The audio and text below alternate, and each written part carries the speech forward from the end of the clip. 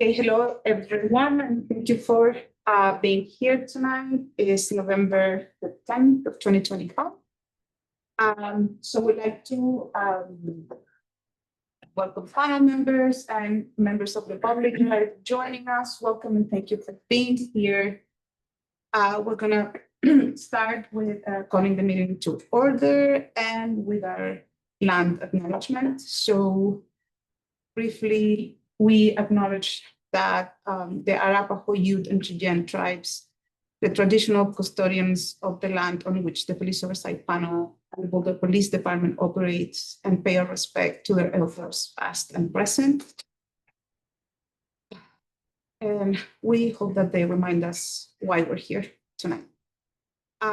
So again, I want to welcome the public and members of the press that are joining us tonight. And I'm going to remind the panel members to have the ones that are joining online to have the cameras on, people in the room to be present, and also a reminder of our community agreements and how we manage ourselves in this meeting tonight. For awareness of everyone, we're going to remind that our panel website address is boulder.colorado.gov/services-police oversight. Panel email is policeoversightpanel@bouldercolorado.gov. There you'll see a recording of this meeting, agendas, and how to file a complaint. So we're going to start with the roll call tonight to make sure that we're all here.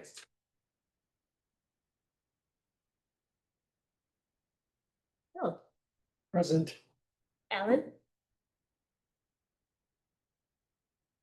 Present. Waving is AB? AB and the attendees. So Turner Here. Soledad? here. Milan? Here. Lizzie? Here. Kristen? Present. Jason? Here. Curtis? Present. And Chico? No, Chico. Chico let the co-chairs know earlier today that something came up. Not make it. Yeah, he won't be here today. Okay. But he sent some thoughts. Okay, so we're gonna start. I'm gonna switch a couple of things. So we're gonna start with approval of minutes of last month meeting. So if I can get a motion. Second. Okay, thank you, Phil and Milan. Vote for approving the minutes, please. Members, someone say aye. Great. All right. Okay. Cool. Meeting minutes approved. Before we approve the agenda, I would like to request a motion to adjust the agenda so we can move our central discussion of tonight to the first topic, and then we can go from there. So if someone can make a motion to get that change in the agenda. So thank you, Lizzie. Can we vote to change the order of items in the agenda, please? Everyone in favor? So I raise your hand. Great, everyone. All right, Alan. Everyone in favor? I didn't see. Okay, cool. Okay, so let's dive in. The topic, most important topic of tonight is, as you know, we are all aware of the non-referral policy change. Oh, sure. Can you? Sure. So just to introduce this topic, what we're hoping to address today is a recent policy change regarding referrals of complaint cases to the panel. At our last meeting, we learned that BPD had closed 2 cases that were still on the monitored panel docket for potential review. This raised some concerns from both the monitor and the panel. And we were informed that a meeting would be held soon between BPD, the monitor, the city attorney's office, and the city manager to address the issue. A panel member requested that a representative from the panel be included in that meeting. A few weeks later, during our October co-chair meeting, we were informed that the meeting had taken place and that the monitor had decided to implement a new policy, which we're going to talk about today. So under this new policy, after PSU's preliminary investigation, the monitor, to our understanding, will now screen cases and decline to refer select cases to the panel where both the monitor and PSU agree all allegations should be classified as unfounded or exonerated.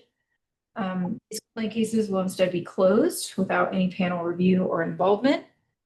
This marks a departure from the current process in which all cases are referred to the panel, and the panel has the authority to select the cases it would like to review. We expressed strong concerns on both the policy and the fact that the decision was made without discussion or input with the panel.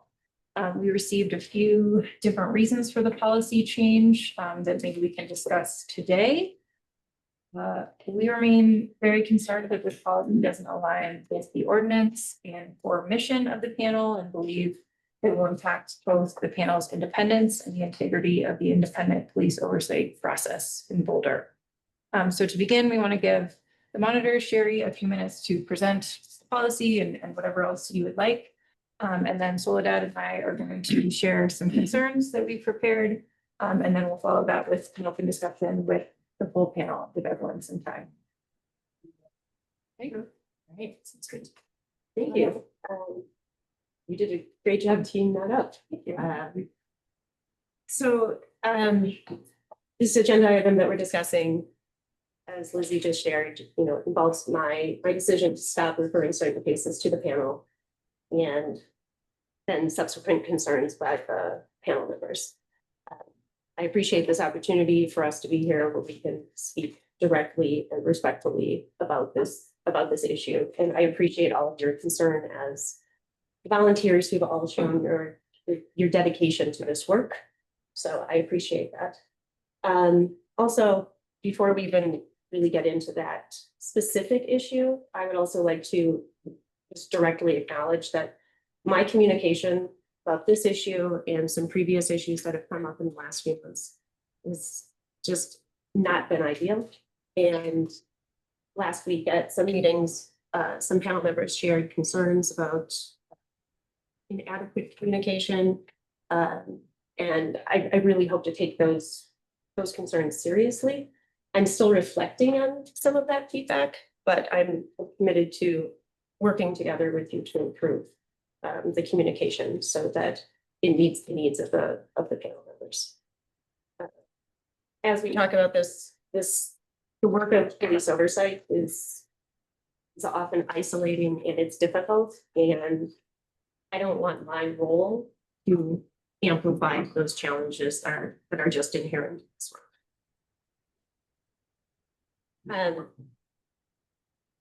Just so everyone has a shared understanding of the complaint process for these specific cases that we're going to be discussing, I'd just like to do a very brief overview.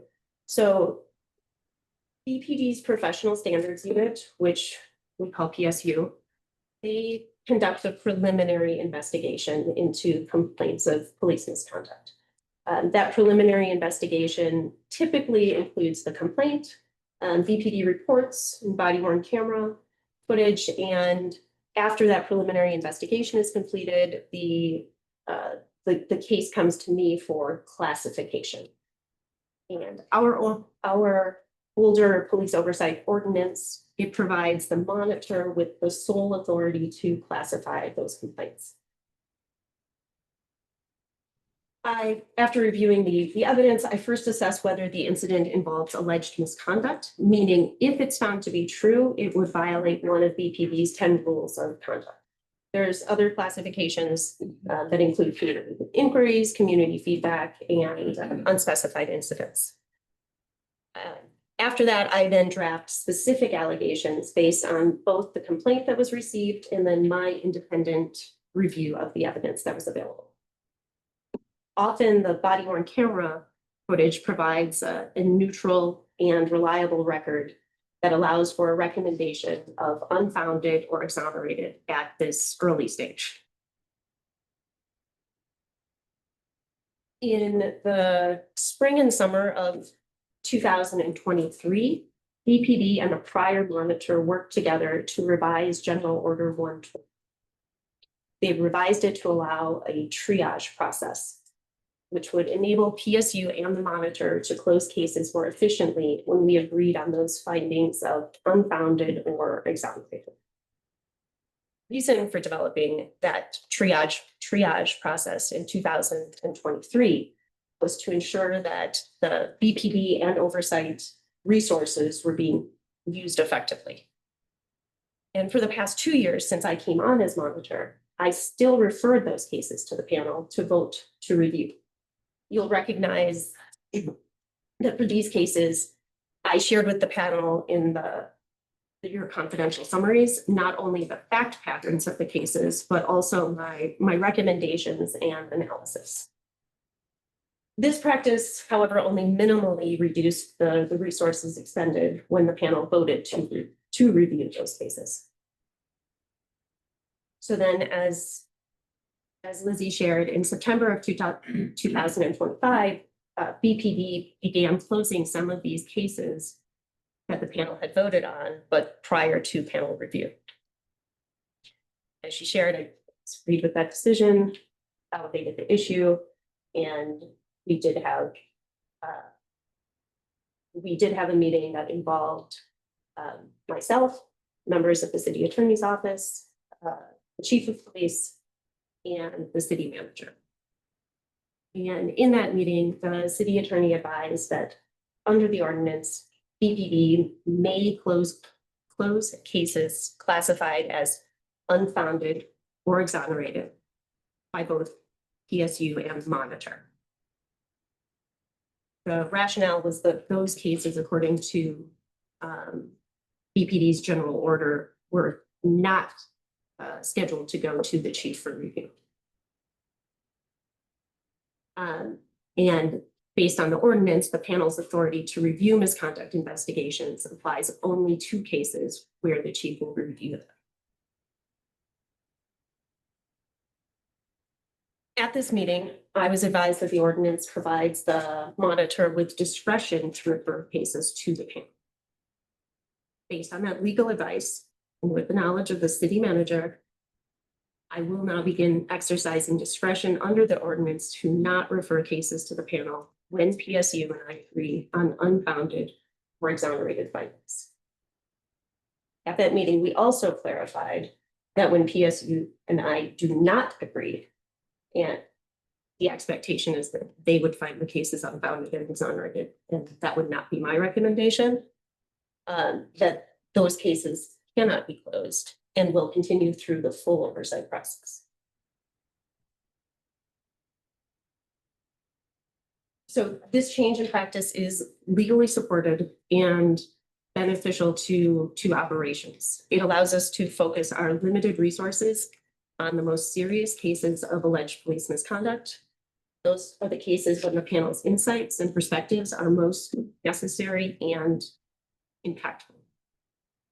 It also reduces the delay for officers who may wait months for coaching or resolution, and for community members who deserve timely outcomes.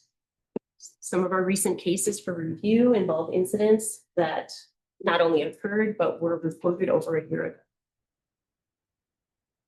Reducing these delays and increasing timeliness improves oversight, not just for those impacted individuals, the officers and the complaining community members, but to the benefit of the entire oversight system.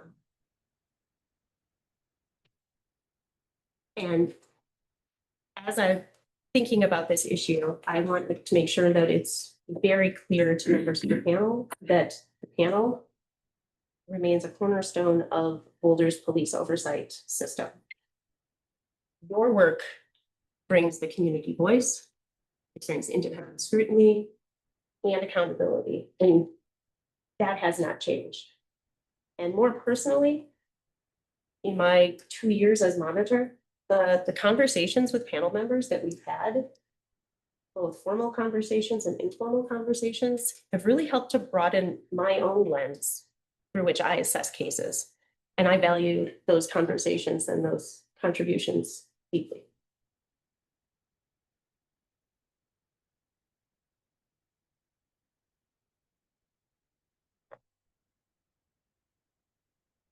that, Sherry. Appreciate you sharing all of that. I'm gonna go ahead and share some material that Soledad and I put together. Does anyone have basic questions on kind of what's in front of us before we go into that?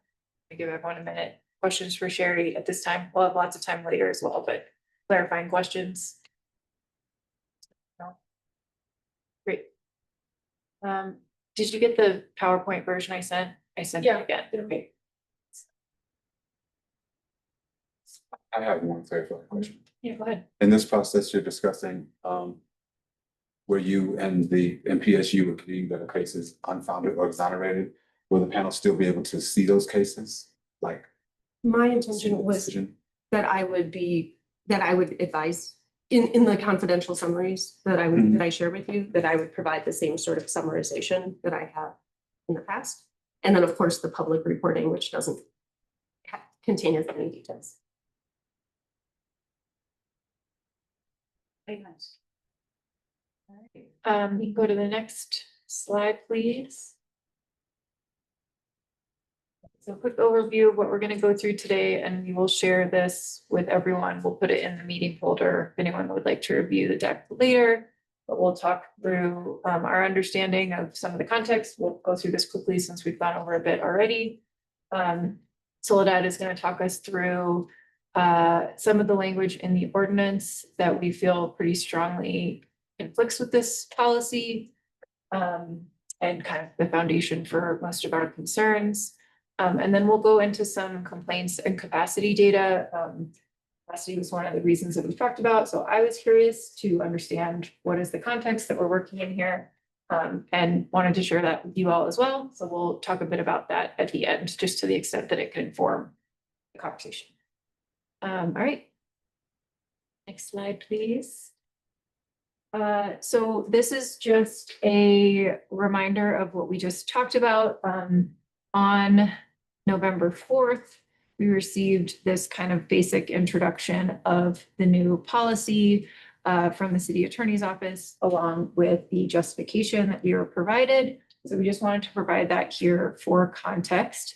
The justification was in a section of the ordinance that states the police monitor, hereafter monitor, is the administrative head of the monitor's office and shall have the authority to refer incidents of potential police misconduct of potential concern or other incidents of potential police misconduct to the panel. So we're gonna examine a broader section of that area of the ordinance and some other sections that we think are very relevant as well in the coming slides. We wanted to put this in the context of some other recent events as well. We talked about all of these, but one of the reasons why we've had an especially strong reaction to this is it feels like a pattern is emerging of the panel's role becoming smaller and more limited with multiple events that we've seen happening lately. So just a quick overview of some of the headlines. Back in June, we had a community engagement event blocked for the first time without really clear justification. It was followed up in September with a special meeting that we tried to call being blocked. And then with a new interpretation, new to us, of the ordinance that led to what we felt was a pretty severe restriction of the panel's ability to meet, including many of the meetings that we've been routinely having for many years, in my experience. The following month, we had a notification about this non-referral policy, which would limit panel access to complaint cases. And then in a follow-up discussion with that, it was also made clear to us that the ordinance was being interpreted to also give BPD authority to unilaterally close some cases without panel review. So together, we think this is a really concerning trend. We think that many of these decisions have been based on a new interpretation of the ordinance, despite it being very recently created and rewritten and implemented with lots and lots of engagement with the city attorney's office, review from the city attorney's office. And our understanding of the ordinance at that time is very different from the way it's being interpreted to us now. And overall, we just think these changes disrupt longstanding precedents. They introduce a lot of new uncertainty about our role and the way we do our jobs here. And they impact our core purpose as a community panel. Next slide.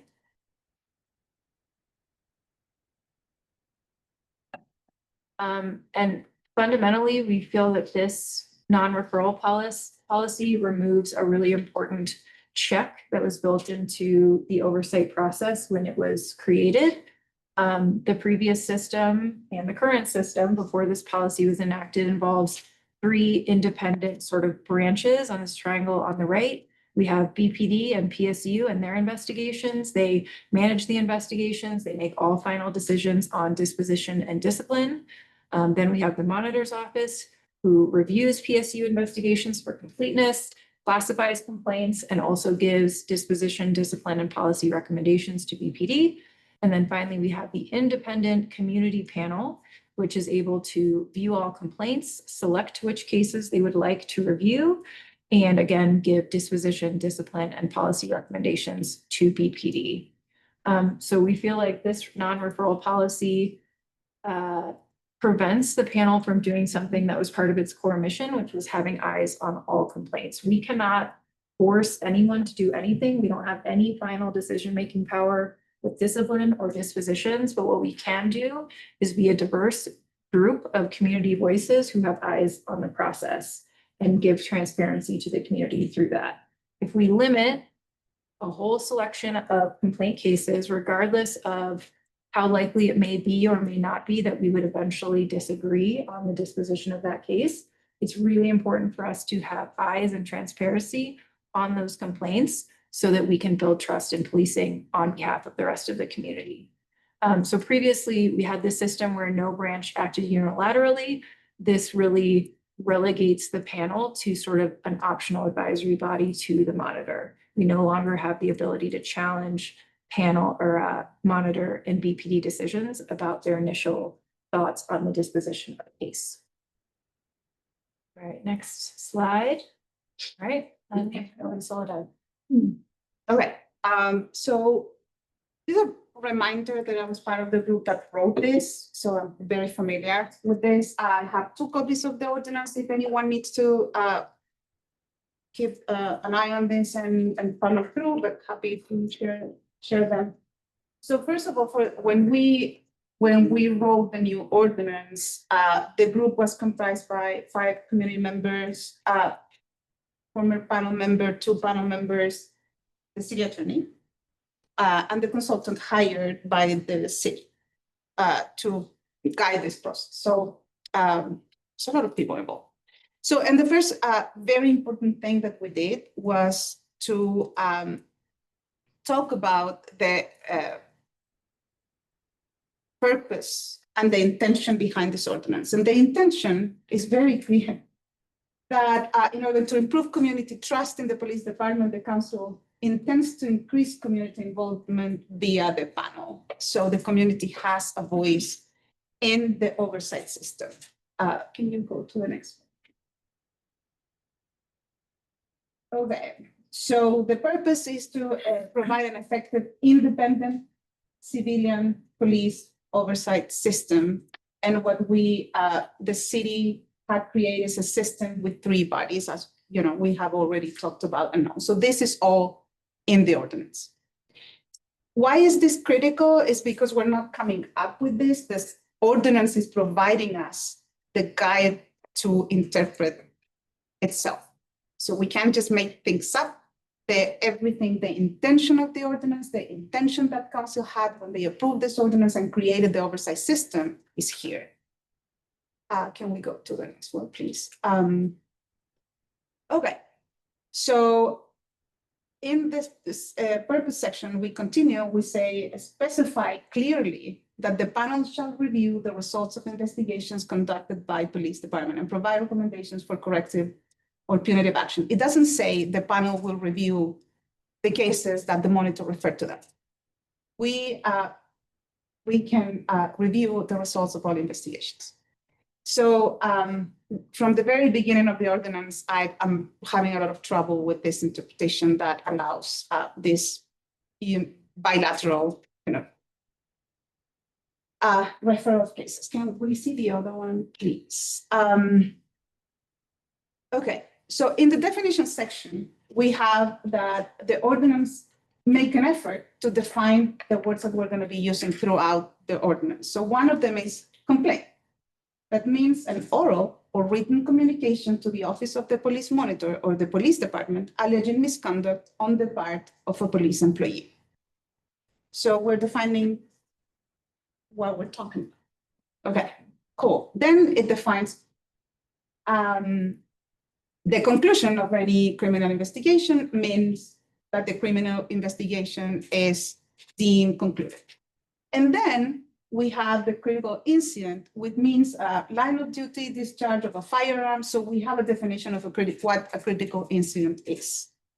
So this is especially relevant because we are now starting to differentiate concepts. So one thing is the complaint, another thing is a critical incident, where most of the time we don't have a complaint. Can we go to the next one? Here. Okay.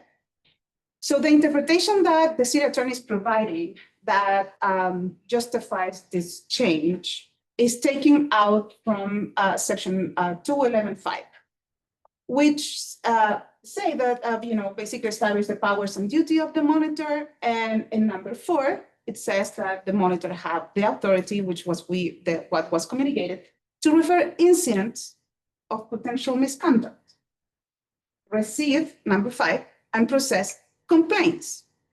So we have 2 very different things, number 4, number 5. And we already have, in the prior slide, the definition of complaint. So I absolutely 100% agree with the fact that the monitor can refer incidents to the panel at their discretion. That's not the same for complaints. So, anyway, we're getting to understand the language here. Okay, so we're clear that the monitor effectively have the authority to refer incidents, and it has the authority to receive and process complaints concerning police employees.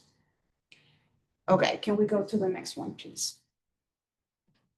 Then the ordinance provides a system and a process in how we treat the complaints. It doesn't say this is how we treat incidents. It says how we treat complaints. So we're talking about a very distinct situation here. So there is a complaint intake, there is a complaint investigation, and there is, furthermore, in section 211.6.9, that the monitor shall maintain an ongoing status report on the work of the monitor office and case investigations, and shall share it with the police oversight panel. So we're not an advisory board, we're very much equal body in the police oversight system. So the monitor is tasked, as I said, with reporting the panel. Can we go to the next one, please? Okay, the panel scope. So 211.7. The panel shall have the authority to review complaints of alleged police misconduct, so concept definition number 1, review critical incidents, number 2, review incidents involving serious bodily injury. So yes, the monitor have the authority to refer incidents of potential police misconduct. The complaints throughout the ordinance are treated separately. So we cannot be mix and matching complaints, critical incidents, and incidents. So it's very clear that we have 3 different concepts here. Can we go to the next slide, please? Thank you. Panel duties and responsibilities, a complaint from member of the public, any person. So again, we're talking about complaints.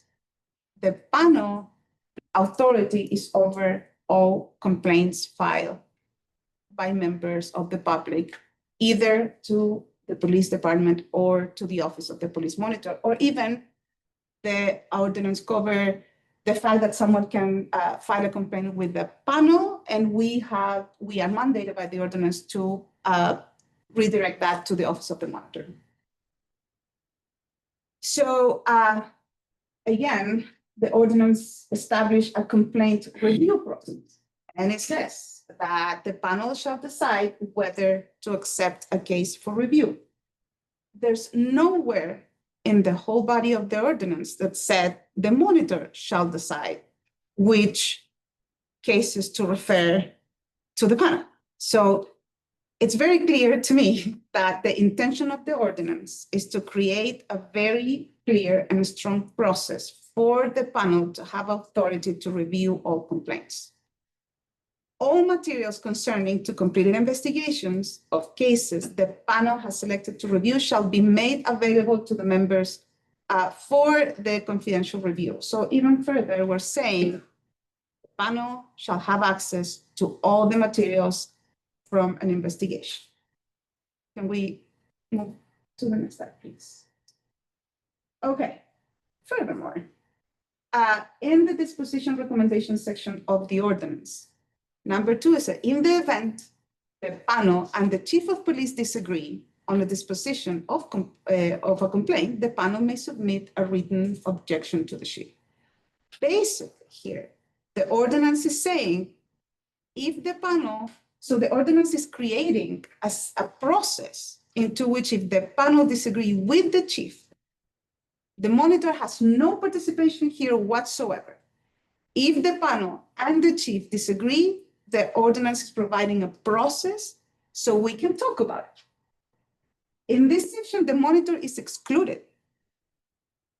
So the panel shall never be subjected to receiving referral or to the place that we're trying to put the panel as a community advisory body.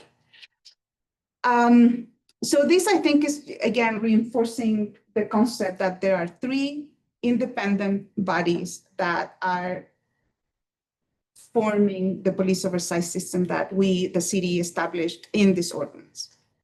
Can we go to the next one, please? Again, the panel shall have complete and unrestricted access to complaints. It doesn't say the panel shall have complete and unrestricted access to the complaints referred to them by the monitor. We have access to all of the complaints, regardless of classification. Investigative records, the whole investigation of a complaint. The panel shall be provided with any other information identified by the monitor that is relevant to a complaint. So yes, the monitor can complement the information that the panel have access to. Can we go to the next one? I think there's one. Okay, then key 211.17, interrelationship between the panel and the monitor. The monitor and the panel shall be established and operated as separate complementary entities with different roles that are and shall remain independent of one another. If we accept this interpretation of the ordinance in which the monitor will refer cases that the monitor deems worthy of panel review, we are violating this disposition in which the panel shall remain independent of the monitor. Then the monitor goes even further and say, all the things that the panel and the monitor should do to have a collaborative relationship, maintaining, like this is a fair word, maintaining independence. The panel and the monitor shall coordinate. The monitor shall assist the panel. The monitor shall assist the panel.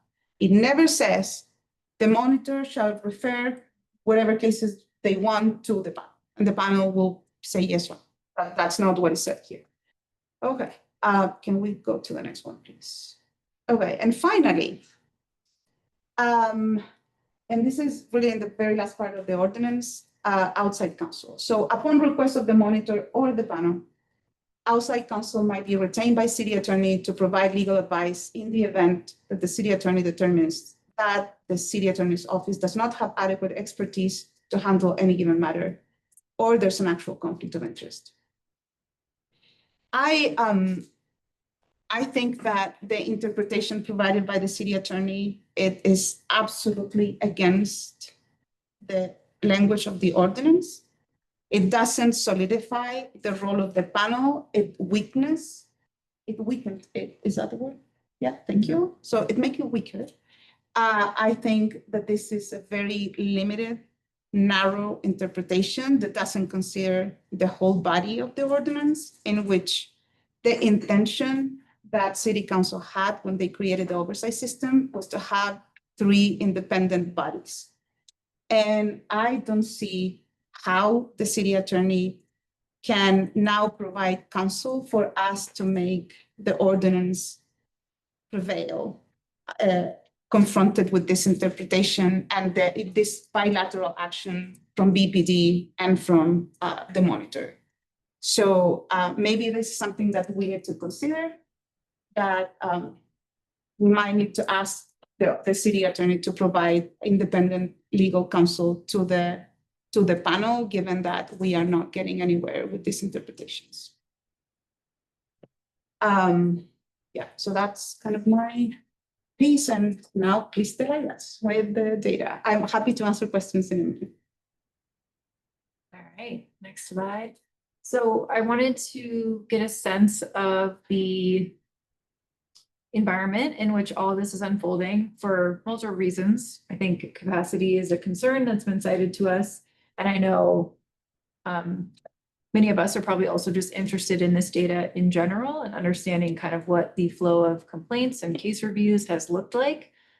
So we just have 3 or 4 slides here that we'll go through quickly. And if you guys are interested in answering any other questions with these data in the future, let me know. We have a lot on hand now from working on the annual report and just looking at all of our case tracking data. So this is an overview, the best overview I could sort of come up with in terms of the overall complaint pipeline. We don't have multiple years of data or 2025 data on complaints direct from PSU's tracking systems. We just haven't asked for it yet. I'm sure they would give it to us. But this is from our IPM reports monthly going back to 2023 to get a sense of the overall flow. So we have 2023 in the left. Is it too small? We're just getting rid of that. Should be, yeah, just drag it. Okay, so on the left is all of our 2023 data, in the middle, 2024, 2025 on the right. Our bars represent all of the cases that were presented to the panel as case summaries for potential review. That's the blue bars. In red, we have the cases that came and were ultimately classified as something other than complaint cases. So together, those are the total complaint pipeline as best as we can tell. There's probably some, what this doesn't capture is anything that doesn't get classified in a given month. Like it might not be exactly distributed the same way in terms of when things are coming into BPD, but it's pretty close. A couple things I'll point out. 2023 was a very weird year for many reasons. There was a panel moratorium for 5 months. And I also think we didn't have a monitor for much of that time. We did an interim. We had an interim. Yeah. I'm just not sure how much that affected things. And I also don't think that some previous monitors were reporting the same way as maybe our current monitor is. So I don't know if the red before 2024 is correct. It doesn't seem like the previous monitor was including those. I'm assuming 0 is not accurate. They were likely cases, but they were not included in the IPM summaries. So what we can see, if we look at total cases, 25 in 2023, it was likely higher than that. We're missing other classifications. 2024, we had 121 total, 97 were referred for case review, ultimately classified as complaints, and 24 were classified as other things. I grouped all of those together: feedback, community inquiries, and unclassified inquiries. 2025, we have had so far about the same number of complaints. We're at 123. It is November, so of course we still have a few more 6-7 weeks of the year. But we did see a sort of shift. We're having more cases classified as other types of cases. So we actually saw our cases for review come down That could be a change in behavior for complainants. We could be getting more other types of inquiries and complaints through the complaint system, or it could have to do with a change in how we're classifying. But overall, we are seeing a slight increase in the total, but the number of cases has actually come down so far, assuming we don't see 30 cases next month. Next slide. And we will have one case for this one. Yeah. So that shouldn't change. I think I did put November in there for what I had. Yeah. What we do see for sure is a very clear increase, at least from 2023 of the monitor panel docket. So are these, what is that total number? That is everything that's just like in the system from start to finish of the pipeline? Do you know how we define that number? What I've been in however many months calling that, using that label. So those are cases that either have been classified or are yet to be classified in any stage that are still open. So Yeah. Does it include things that we voted on and are waiting for review, or things that we're waiting for BPD final closure? as if it is open at any stage of chain of command review, So the panel full, review. yep, okay, that's what I assumed, but we saw after the moratorium, which I am really interested in hearing what happened during that moratorium, like how did we treat complaint cases? Did PSU change anything? Did we change anything? I'm just curious why we had such low numbers on the last slide, because I assume that complaints coming in wouldn't necessarily change. I'm curious if the big backlog of complaints that then may have flooded the system since we took time off perhaps led to some of this backlog increasing, but that's something we could look into. So big increase in the backlog consistently throughout 2024, and then it has stayed a little bit more consistent, but still clearly very high, between 35 and 50 cases on the docket. Next slide. Amidst that, the panel has actually been voting to review fewer cases this year than last year. The colors are just when that case was classified. They were already there for another reason, but kind of interesting to see the flow of cases across years. So green is cases that were classified in 2025. Where it appears on the chart is when we actually reviewed the case as a full panel. In 2024, we had 33 total full case reviews, so voted to review them and then completed the case review. So far in 2025, through the first week of November, we have reviewed 24. And it's possible there has been one or two that happened after you haven't reported them back to us yet. So they are not here. But if they are being reported, like if they happened in November and you're going to report them back to us in December, they may not be on here. I'm sorry. If anything that's in an IPM report or that we know about is in here, I don't know, we can check. But this is the best we could do with what I had when I made this. We did like a case or two in the last week. That's all I'm saying. I don't know when exactly they Is had. this cases that you voted to review or These cases are that cases actually? where the panel review occurred. The review occurred. Yeah. And then next slide. Oh, no, I'm sorry. I totally messed that up. The last slide, go back. I confused myself. These are cases we voted to review. So that big 5 spike is last time when we voted to review. That makes more sense. That makes Sorry. more sense. I confused myself there. These are cases we voted to review. The next slide is actually review has occurred. So here we see, again, quite a bit of a slowdown. 23 cases we reviewed in 2024, in 2025, and this is where we may be missing like one from the last couple days. Reviewed 17 so far. Next slide. I think that may be it. All right. So with that, we want to open this up to panel discussion. Questions? Sure, go ahead. Can I just, there's just 2 important changes that I would like to, I think helps contextualize some of the data that you showed. Okay. Which was when I became monitor, or in my first few months of becoming monitor in 2023, I realized that the police department had like a shadow docket of cases where if they were keeping it on some sort of, I think, just like Word document or something, and they were making the determination of when to like put it in as a complaint when it became a real complaint, is the language that they would use. So that was something that seemed quite inappropriate to me because it was outside of any civilian oversight's purview. So they agreed in and implemented that in January 2024, they would register complaints even if they were cases, a lot of them that turn now into unspecified incidents. So cases where a person leaves a voicemail over the weekend, you know, I want to complain about your officers, and when they try calling, they either can't leave a message or they leave a message and no one responds, but they really don't. They know someone's trying to someone has a complaint, but they don't have any details about it.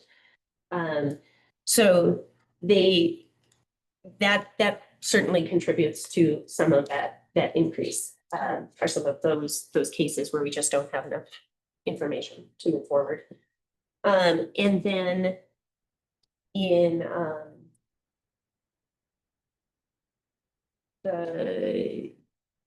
I'm sorry, I'm not sure about the exact timeframes, but somewhere in late 2024 and 2025, we identified the need for an additional classification besides complaints and community inquiries.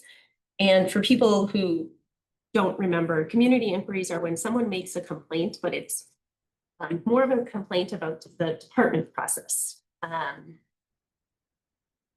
I'm trying to think of a good example. Oh, I was pulled over and an additional officer arrived instead of just the single officer that pulled me over. So that's, you know, wouldn't be a complaint of misconduct that two officers arrived on a scene. So that's what community inquiry is for, when it's more of a complaint or suggestion about a BPD policy, but not an allegation of misconduct towards a specific officer. But we were finding cases that were didn't fall under complaints or community inquiries. So that's where we developed the community feedbacks and the unspecified incidents. So those are new classifications that they definitely weren't available in 2023. And I'm not sure when exactly they were implemented. Well, how were those cases labeled before those classifications were created? Would they have There were some of them, if you look in the monitors, in the report from 2024, I've identified that in 2025, this would likely be an unspecified incident. So there were some of them were complaints, even if they couldn't have an officer or an allegation. Yeah, I'm just mean, would those have been, if we didn't have the perfect classification for them, would we have put them in the cases for review bucket or the other classifications bucket? Or would they not have appeared at all? Like, how would the data show those? They would, under me, Well, before and after when this policy was implemented. they more often fell into the complaint. Okay. Shall we move to the panel discussion? If that took too long. Wanting to provide time for panel members to share thoughts, concerns, and also a reminder that given the other interpretation that we are not addressing now, that we cannot meet, this is the only place and opportunity we have in a month to discuss anything related to the panel work. So please feel free to share. We don't have another opportunity to talk about this. I have a question for Sterling, actually. Can you address that the last thing that Sherry talked about, the shadow docket at BPD? Like, do you know about that? Or what could I that think be? I remember her mentioning it. Now that she brought it up again, she talked about it. Last year. I remember that's one thing I already know about it. I'm not part of the issue, so But I remember talking about it, and getting it changed, so. Just curious about that and where that comes from. I kind of understand like the thought process from what she explained, like that when you have like somebody calls in with like a very general complaint because they're angry about something, but there's no specific information about a certain officer, you might, they probably, I would imagine that the people in PSU probably, documented it somewhere, but since they couldn't really make it a complaint at the time without either specific information from the complainant or on an officer, they didn't put it as a full complaint, but they still had it documented, like kind of on a side system, I guess. But again, that's just a conjecture on my part, because I'm not part of that process. But I think that would be part of a normal process rather than a shadow docket that it sounds like you're hiding stuff at the beginning. Shadow docket was certainly a bad choice of language. Thank you. That is a term in fairness, that is used frequently for a tracking process that sits outside of the main system of record. It's called a shadow system. So less like shadowy, more. Outside of the- Okay, yeah, Thank you. outside of it, I appreciate that. I was wondering, Chris, if you could address some of the things brought up between complaint, incident, critical incident. Sure. And if there was any conversation about the bifurcation of those things within this new approach, and if so, what those conversations were, or it didn't happen, why, and how do you see what was shared between the ordinance and the interpretation? Because I think that's some of the challenge that we're having, both with movie that was in June and us wanting to meet to do some work together, is that there's a real difference in interpretation. And I think that plays a role, because that leads to who do we trust and what is really correct. And is this a prelude, an invest of your knowledge to like reworking this whole ordinance? Because it seems like this is a step in that direction in terms of not only the ordinance, but how it's being interpreted. No, that's a really good question, Bill. So I really appreciate how prepared Soledad and Lizzie came with the PowerPoint. I really enjoyed watching that. One thing that can kind of explain a little bit of the increased focus on the ordinance is the fact that the panel hasn't had consistent city attorney office presence really for a while. It was Aaron Bowe, then it was Roberto Ramirez, and now it's me. And another point I want to make is that when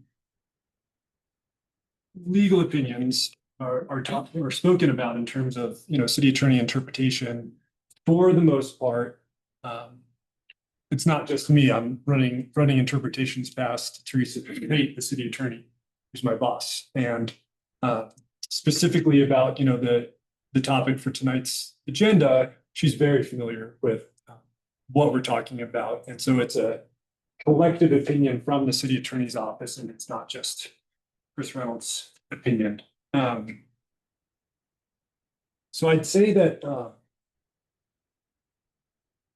the main kind of point of perhaps disagreement is that we don't see a substantive difference between the definition of complaint in the ordinance and incident of potential police misconduct. We view those two things to mean the same thing.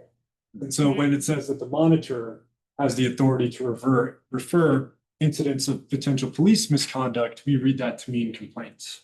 And so that's why it's our legal opinion that the monitor has that authority that is outlined in the ordinance.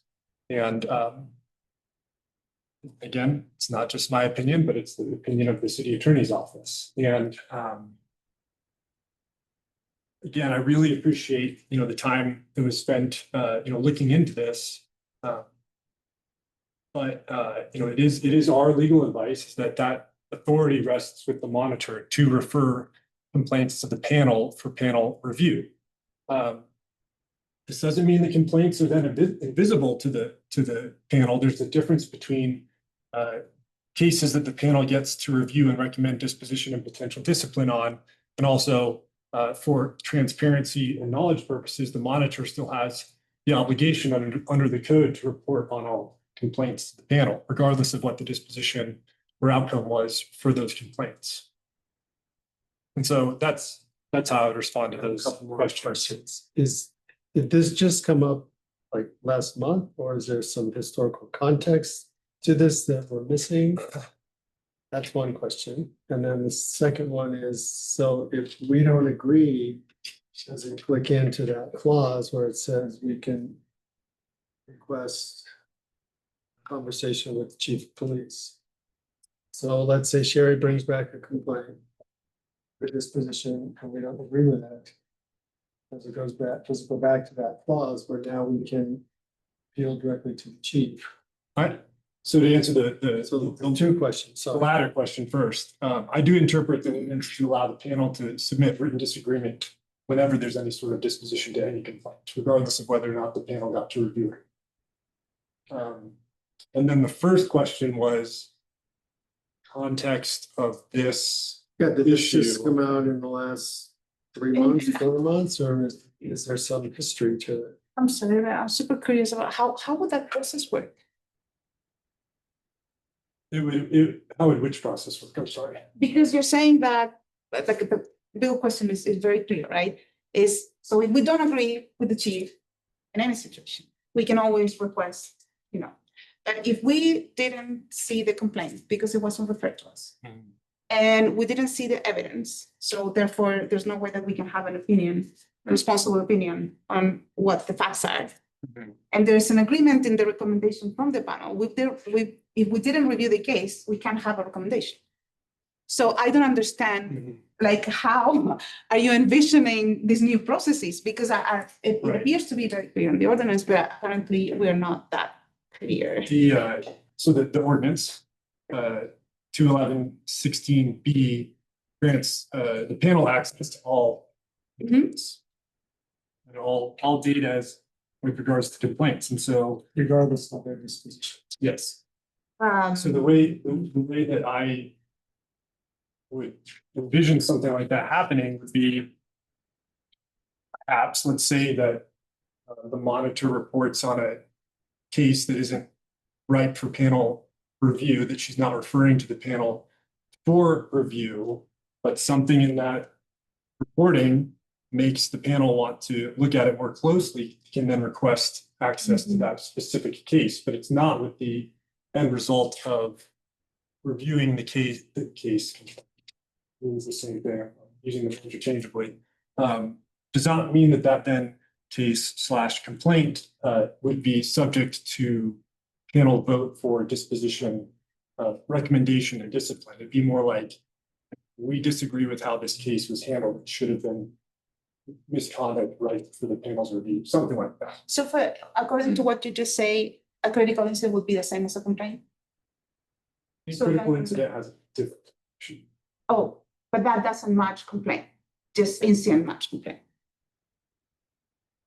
So you said that you're using Case. complaint and incident as synonymous, Potential, yeah. but we're not using the same criteria for critical incidents. So I'm really having a hard time here with everything altogether, because I don't understand how, like, maybe we need a dictionary or something so we can align our concepts. When we wrote the ordinance, we were talking about 3 very different things and 3 very different situations. And I don't know, maybe Erin Poe was just, I don't know, super incompetent and she didn't catch any of this. And all the times that this went back to review to the city attorney's office, no one read what we were submitting. Every single chapter of this ordinance went back to the city attorney's office, every single one, every week.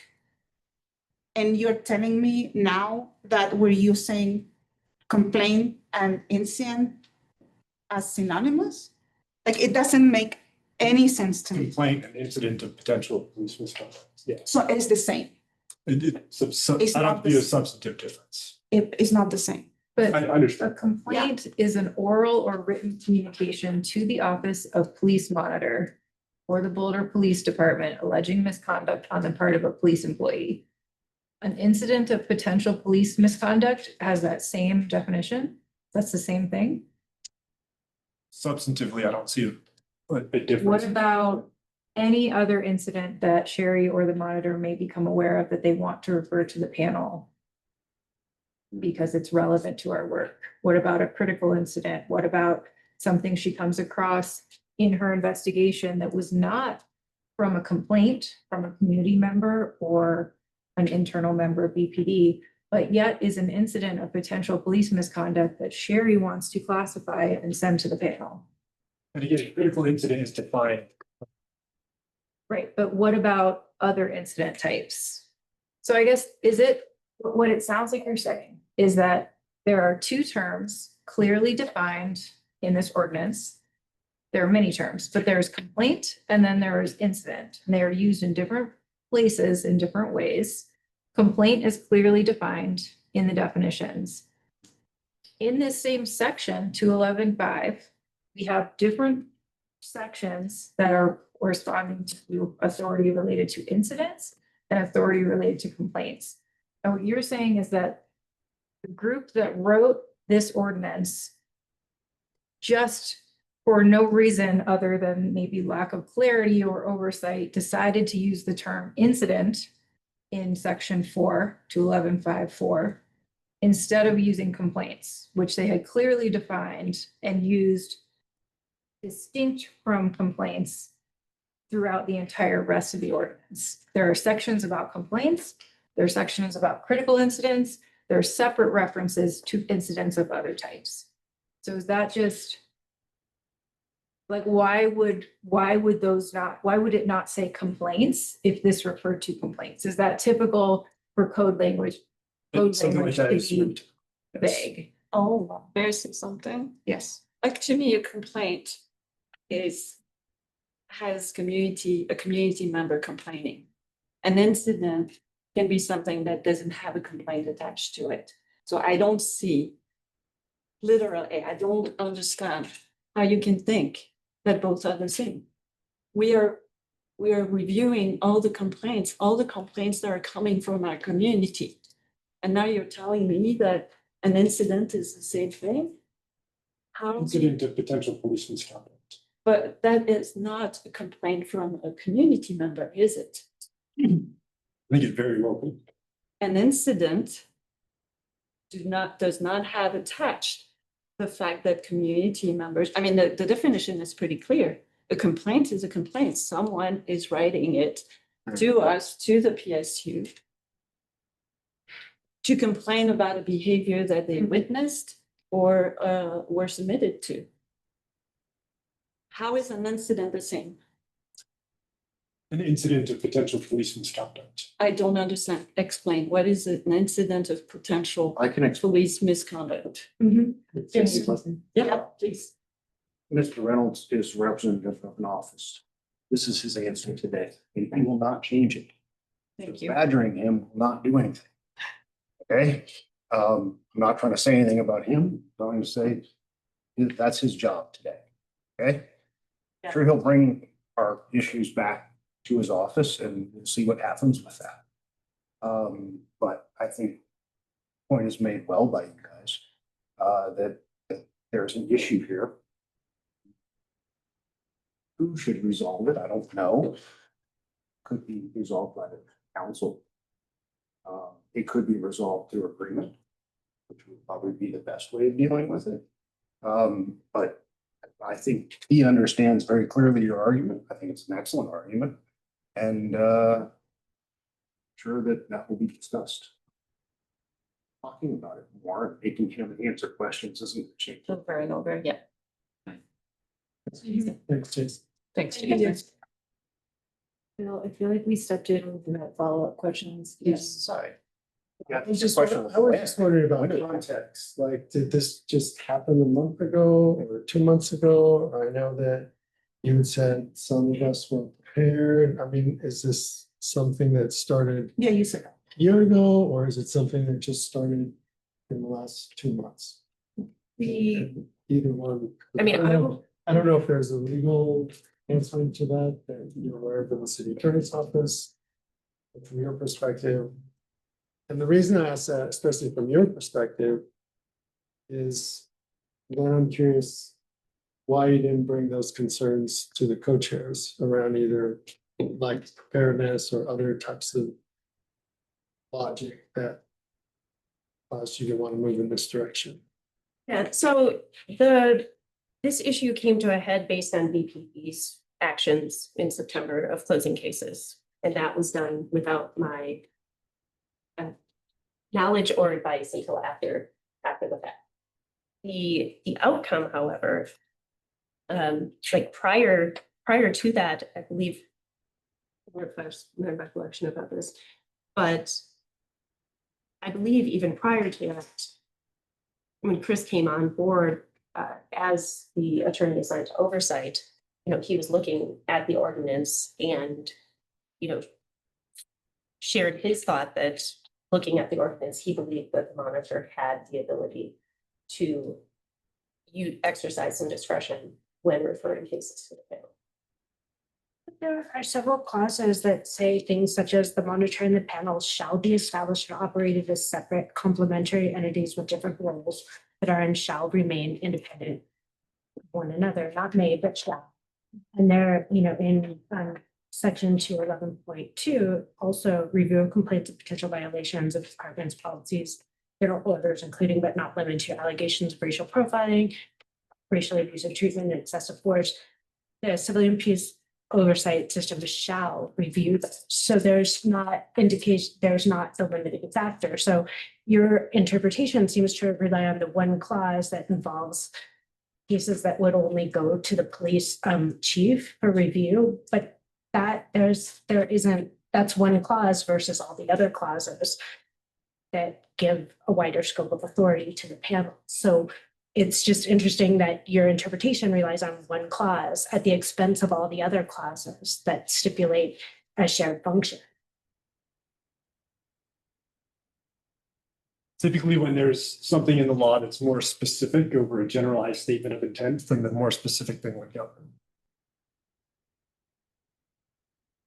Which would be the monitor's powers and duties section talking about their power to refer incidents of potential abuse. Even though there's one clause that is that specific, yet several others that give the wider scope. Yes.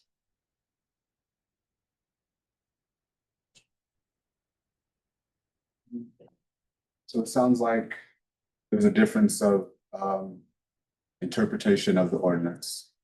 So my question is, who has the final say in how that or in what interpretation is final? Who has the final say in it? The only entity that can give legal advice to the panel or monitor is the city attorney's office. Okay, we have several questions in the chat. Let's try to address them. First question, is there evidence that relegating the community oversight panel to a more background decision-making body will actually speed up the process of reviewing complaints about police misconduct? And is there evidence that if this does speed the process, will this deliver justice to community members who have been wronged by police? That's a good question. That's a very good question. Some information to share about that is we haven't really even touched very much on the details of capacity and resources. PSU and my office are frankly overwhelmed. And that is just like Lizzie's charts, seeing it, the increase in cases visually is, it's very accurate. Docket? Pardon? The docket? Or do you mean? Like the increase of cases where you showed 2023s, the classification, the misconduct investigations versus other classifications. So when the panel chooses to review a case and we all know that there are cases that are much more involved and cases that have less evidence. But on average, my estimation is that that takes about 5 hours of work. That has been increasing for a few different reasons. PSU shared with me that BPD estimates that when they have to redact body worn camera footage, that for every hour of footage, it takes about 3 hours of human resources to do that redaction. So there's both the resources from the monitor's office, the panel, and then the resources that are used by BPD in the redaction and then the review by chain of command, including chief of police. The redactions only need to happen when the panel votes for panel review, because you don't view redacted Correct. footage. Yes, that is some direct use of resources. You showed with the data that we've only done 17 case reviews this year. So that's however many hours saved. How many case reviews the panel doing in a year would be within capacity? It feels like we're getting into some very low numbers. Of 17 is too many. I think I've established very strongly that I am willing to work lots of hours and work evenings and weekends, and I've tried to be very flexible with case review scheduling for panel members. So I don't know what the answer of what is capacity. I have been working for 2 years over capacity. Let's address the other question. Can we read how does this change to the system reviewing complaints retain the importance, efficacy, and independence of community oversight panel? It doesn't, really. I'm going to move to the next one. It is unclear to me what problem the city attorney or monitors say they are trying to solve here. There does not seem to be a basis in ordinance to make this change, especially removing the police oversight panel into an advisory body. That issue is we are trying to address the issue of resources to improve timeliness of cases and allow this system to continue to work without the incredible amount of human resources that are used. And one of the things that it sounds like Bill was alluding to is the panel reviewing, the capacity of the panel to review cases, prepared to review those cases, to review the evidence thoroughly. Is a what? The ability and capacity of panel members to review evidence for case review thoroughly in advance of meeting for case reviews. Was there any thought in any of this process to bring this to the panel in a more curious way? I would say that before making this decision and this change, that we would have talked about this. Was there any thought to say, you know what, I'm going to discuss with the panel. We're at capacity here. Let's think together how can we address this? As we had our conversation in the co-chairs meeting, we have different recollections. Very different, very different. Yes. Which is one of the other very concerning things that we have seen. Okay, next question. Is there a dictionary or definition in terms of somewhere to read through? We wish. Thank you. Darren, how does independent counsel get selected to advise the board? I think that would be a question for you. If there's a conflict of interest, then it's which is determined by city attorney's office, then we would make the determination whether or not we would need to select independent counsel. But it's not unusual for an individual or a body to disagree with legal advice, and disagreeing with legal advice is not conflict of interest. Mm-hmm. Just to be clear, so the advice here is that we should be okay with just being an advisory board? Is that the advice? The advice is the action of the monitors within the scope of. Okay, the advice for the panel, I'm asking. Because That would be they're the not the advice. same thing. The That would be the advice for the advice. panel is the same advice, like you should receive the recommendations. The advice is that the actions of the monitor are within the scope of current order. Okay, so if I ask the city attorney, what is the city attorney's advice for the panel to execute their authority? What that answer will be? You don't have any? To execute their authority in what context? In all the contents of the ordinance. Shall review complaints, shall collaborate, shall, like all the shalls that the ordinance have regarding the panel. I guess I'm not understanding the question. Okay, can someone help me with better English to explain the question? I think it was pretty clear. Yeah. So I think it goes back Coming. to what Jason Yeah. said. So You're right. the question is asked and been answered, and I think Chris is gonna have a lot to take back to have conversations with his colleagues and with the city manager in terms of what we brought forward. I think the way I'm interpreting it is that this new process is going to move forward, and we have to figure out as a panel, how do we want to address it? How do we address these cases? How do we address them when they don't agree? Because you're still going to bring them forward and say, here's a complaint that was unfounded or exonerated.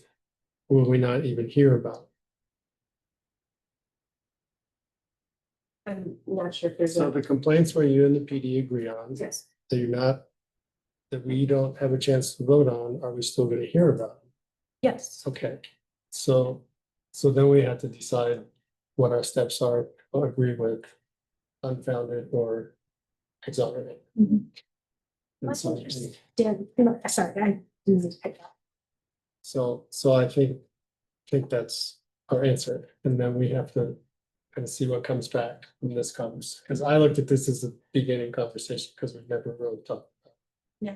And then I'm sure they'll go back and talk to their colleagues, and then we'll have another conversation.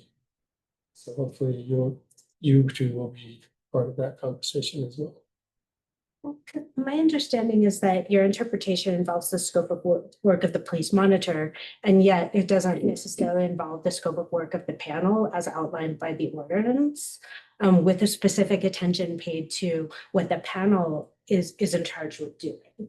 And so I think what we're asking for, and correct me if I'm wrong, is that a review be done of the scope of work of the panel. Because it seems like that's not been taken into account in this decision, the specific scope of work of the panel. And then it's still within the the city attorney's office, right? To retain outside counsel if there's a conflict of interest, but it seems like there is somewhat of a conflict of interest when the scope of work of the monitor is being privileged over the scope of work panel. I hear what you're saying. I'm not sure that is, I would agree that that's a per se conflict of interest. Yes, and I agree that right now I'm raising the issue. Sure, I appreciate it. For consideration. Sorry. What's lost it? I think there is something that we're missing and we're not talking about. This panel was created because of two serious misconducts of police by community members, for community members, the NAACP and committee, and Central Amistad and other community members were involved in creating this panel. This is exactly why we are here. This is what we signed up for, is to represent our community.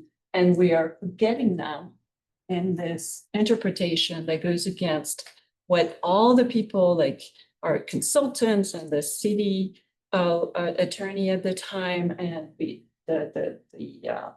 panel members, Soledad and Abigail, worked hard on creating this ordinance, and it was they were congratulated unanimously by the city council members, and here we are. Because of your interpretation, and I know that you say Teresa Tate is there, but Teresa Tate may not have a choice at this point, but support you. And I'm just like, She would tell me if you disagree. where are we? And how are we serving our community members? How are we doing this? Because we're not, and we're talking about the ordinance right now, and that's great. But this is not the only thing that we've had problems with. We were vetoed from showing a movie and engaging with our community. We were, it goes before also, Zoidan and I were going to present at NACO, and as soon as she said that to Sherry, we were not able to present at NACO. But guess what? Sherry ended up presenting at NACO with Soledad. That there's things like that has been like dividing and undermining the panel works, the conflict of interest between two of our panelists, undermining the panelist, undermining what we do, getting like, if the public is listening, they're probably thinking that what? They illegally wanted to do something and create an event. They are now having a conflict of interest. They're not interpreting the ordinance correctly. Where are we going? What are you trying to do? Divide us? I'm just so outraged by your interpretation, Chris, and by the work that has been done, like to undermine this panel, that I'm just speechless. I just can't even understand how we can be talking the same language right now.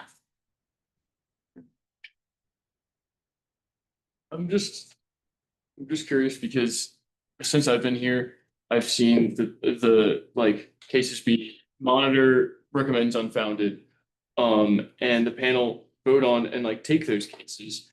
And it seems like to me, like removing that, I guess that authority that the panel has, it's just because I understand like the caseload and stuff, but if it's stuff with the police department, like reviewing the footage, I feel like that it should be a problem that it shouldn't be taking away our authority to review cases or like complaints when it's the police department's like a staffing problem or a resources problem. Like I think there's other solutions to that. On that topic, I would be interested to hear from you, Sherry. The reason I brought up earlier the number of reviews was getting to whether, if we table the question of whether this is something you may do, given your authority for a moment, I want to talk about whether it's something you should do. And I'm curious because I don't know that we've heard a convincing case that this will alleviate the issue enough to balance what the panel is losing and what the community is losing in oversight. So do you have an idea of what the impact of this would be? For example, this year, we had 60 cases presented to us for potential voting for review. How many would you have, like, how many would have been declined to refer? And how much of a decline in capacity would that have saved? Or how much capacity would that have saved for you at PSU? What's the benefit of this? My understanding from, as you know, it's hard to look through before the data's been actually filed, is that the panel has voted for 6 cases in 2025 that I had recommended be closed based on the review of the preliminary investigation. Okay, so that saves 6 cases worth of redaction time and the full investigation. Like, what is the difference then? So 6 cases of not having to complete any work past the preliminary investigation? Right. Okay. And how many hours is that? If I'm Rough estimating, ballpark. 5 hours and that's solely my time, not the not the work that the police department has to do. That is about 5 hours for a case review. That has increased recently because of the challenges I've had scheduling. So the administrative function of trying to schedule panel members to get panel members to respond to requests to schedule case reviews and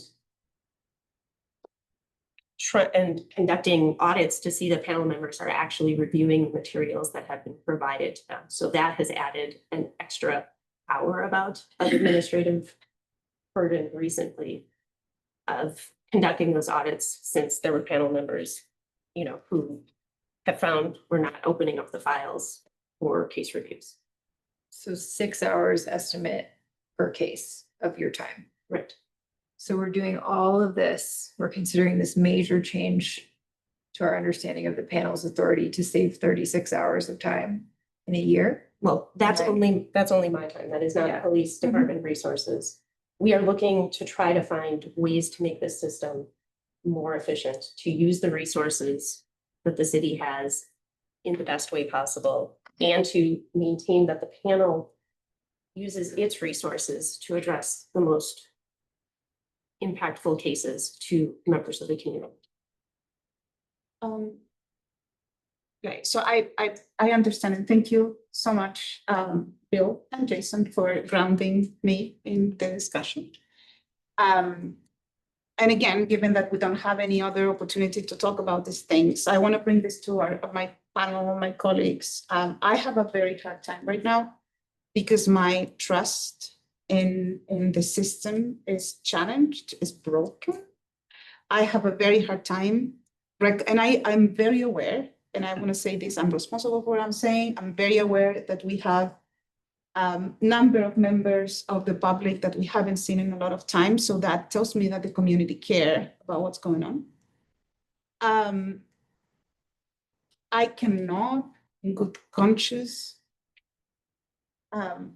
advise any member of my community to file a complaint right now, because I don't have faith in the system. I think that there has been so many events in which there's lack of judgment. And we have been seeing this since we have the timeline, since the event that Curtis proposed. We offer Lizzie and I apologies to Curtis and Milan for that very wrong approach, which were the only apologies that we saw. I was accused of having a conflict of interest with Turner. I have family members' names and lives exposed in an open meeting. I requested an apology that never came in my complaint to the city manager. So I am very challenged right now. I think this, at least, if I were to agree with all your interpretation, and this is legal, I found it at least unethical. The approach that you, Sherry, have taken to communicate with the coaches and with the panel, I found it at least unethical. And I told you this, what you are effectively doing is outrageous. Erasing the voice of the community in the oversight process is outrageous. What we bring, the legislative intent of the ordinance was to bring diverse voices. Your voice and PSU voice are not diverse. You don't represent anyone in the community that is highly impacted by police misconduct. The numbers are there.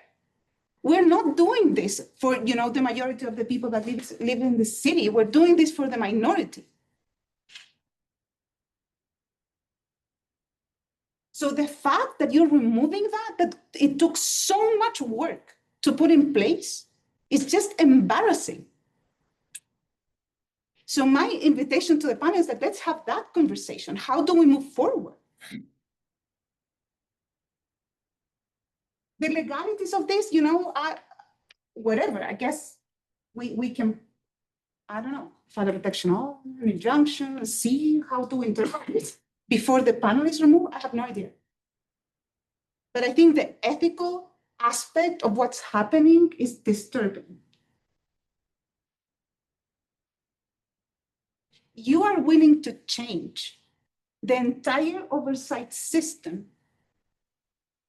for 36 hours of work. I can tell you that between the work that I have in the development of the ordinance and the bylaws, I probably have 10 times that in work. In my volunteer time, I didn't get paid. So 36 hours of work for this, it doesn't make any sense. It doesn't make any sense.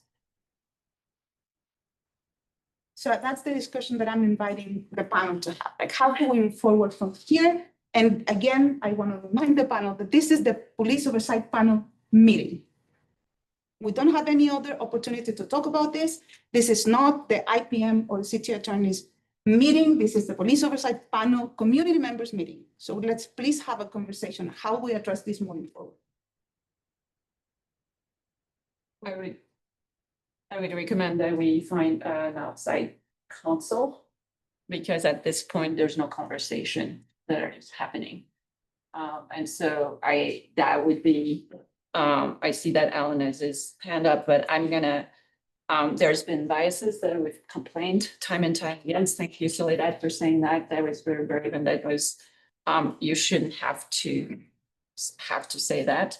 I've brought cases that were classified, I think, incorrectly. They started as a complaint. We didn't have the opportunity to see them as a complaint. I stated that they were clear biases in classifying them as public inquiry or feedback. We've seen that time and time and time again. Both from BPD, when we review cases, sometimes we might agree. And so on the findings, because the rules are so narrow, but we see biased behavior. And we have, at least because we see we're supposed to see all the complaint, we have the opportunity to say there's bias. And this officer, while not breaking the rulings, is still biased towards community members, and only panelists with their different experiences, life experiences and knowledge, and can do that. You cannot do that, Sherry. You have no clue sometimes about what's going on in terms of biases, and it's not your fault, but you can work on it. And we haven't seen you work on your own biases. So I want to call that out right now. And then I would really like us to discuss about an outside counsel. Yeah. Alan, go ahead.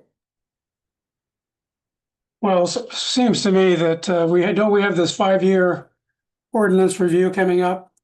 And rather than kind of shooting from the hip and flying off the handle and getting personal and, letting the rhetoric fly, it seems pretty clear to me that this proposal isn't ready for prime time.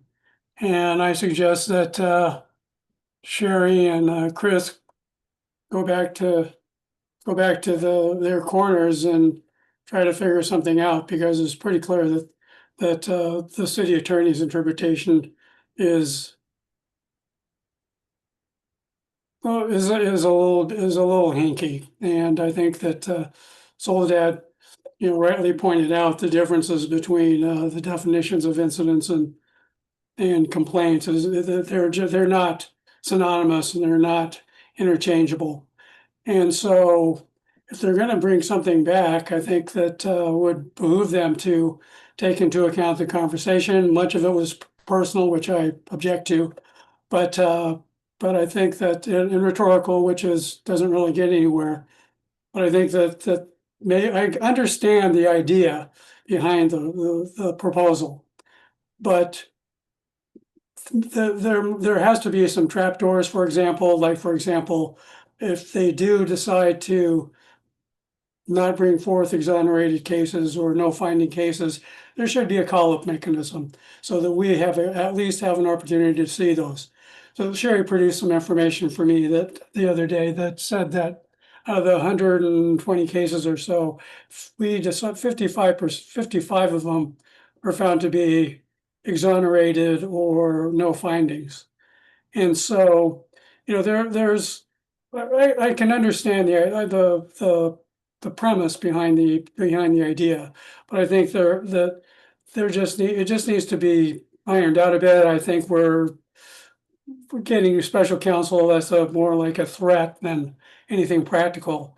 And so, I think that we just need to send this back and we go where we, and apparently you think we don't have another time to talk about this, but it's not going into effect like tomorrow.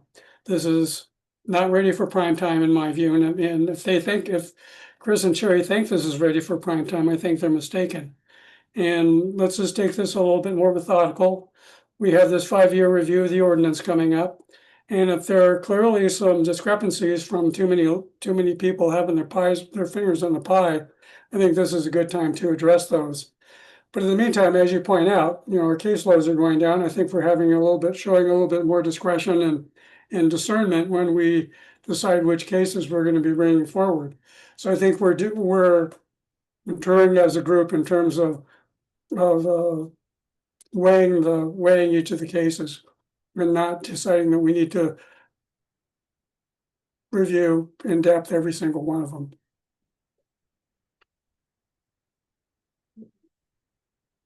I would like to say that I completely disagree with you, Alan. We're not taking care of our community if we go this route. And that's the main thing for me, is like, what is our purpose if not our community, like representing our community and having their voices heard? All I'm saying is if the status quo carries forth what you're talking about, Lynn, and if we withdraw this proposal for the time being and see if what can be done to improve it or not, then we should go to the 5-year review process and make any changes or tweaks or major overhauls that we need at that time. I don't think we have the time to wait. That's my thing. Like, we were doing great and then suddenly we can't even work. So, waiting for a process as long as a 5-year review is not serving our community. And I think we have some questions, and I think we didn't answer Darren about how those independent counsel gets elected to advise the club.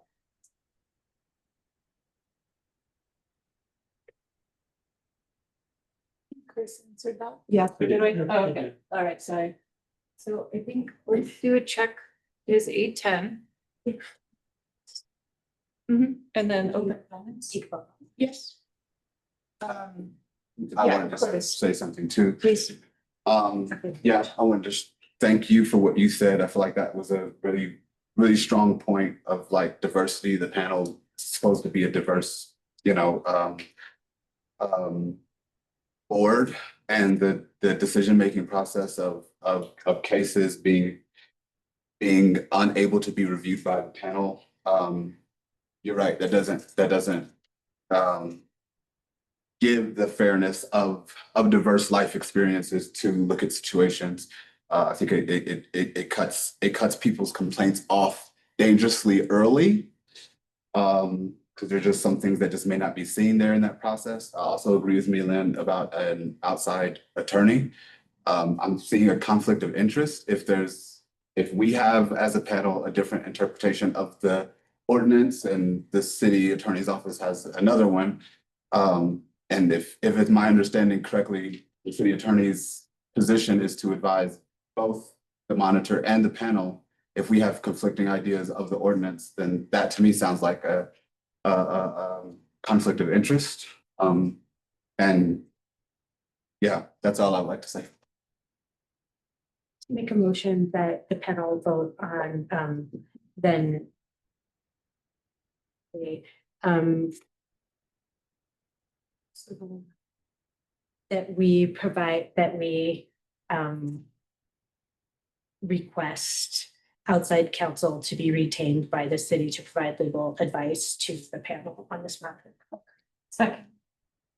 Okay, everyone, let's vote. All in favor of requesting independent counsel for the panel, say aye or raise your hands.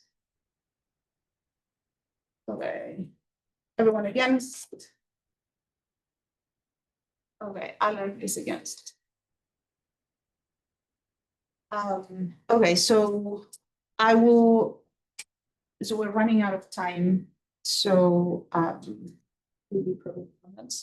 yeah, I think we can make a motion to table the rest of the agenda for next panel meeting, and then we can go to public comment. Motion to, table the rest of the agenda to next meeting. Second.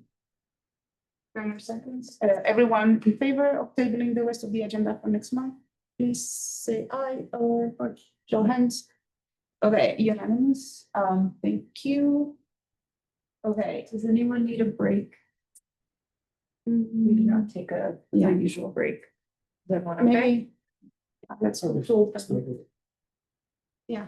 Yeah. Let's go to. Oh, I guess, well, I was assuming like that. Yeah, okay. So let's go to open comments then. Are we going to raise your hand or are we going to? Yeah, let's, we have a lot of members of the public. Please, if you want to make a comment, can you raise your hand so we can name you, so we don't take our time to go. You want to? Yeah, if I may. Of course, let us, 1 second so we can organize this. So we're gonna go to open comment in a minute. Please raise your hand if you have something to say, and we will move through. We have 2 minutes per person, so we're gonna set a watch and we can go to me. Okay, I have to move to virtual. I will be right back online. Okay, go ahead. And we, Jenna, would you help me with a stopwatch? It's right there. Oh, we have it right there. Okay, let's start with, I'm sorry, Alexei in the room. And if you have open comment, yes, 2 minutes. Thank you. Mostly it's clarifying questions is the original precedent that y'all were operating on was that all of the cases would come to the panel and then y'all would divvy out what actually gets investigated. Is that accurate? Reviewed by the panel, investigated, all of them are investigated by PSU. But once the investigation is finished, we can review. So we get all the cases referred to us and we decide which one we review. Got you. And then this new proposal with Sherry, you would be like a fence. You would be the person who lets the panel know which ones to choose from. Is that what I'm hearing?